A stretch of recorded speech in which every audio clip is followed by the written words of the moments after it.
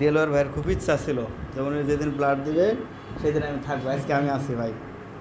ঠিক আছে, আর তো বলতে পারবেন না যে আমি নাই। এই তো একবার শুরু করে দিলাম, এখন সারা বছর দেবেন একা একা।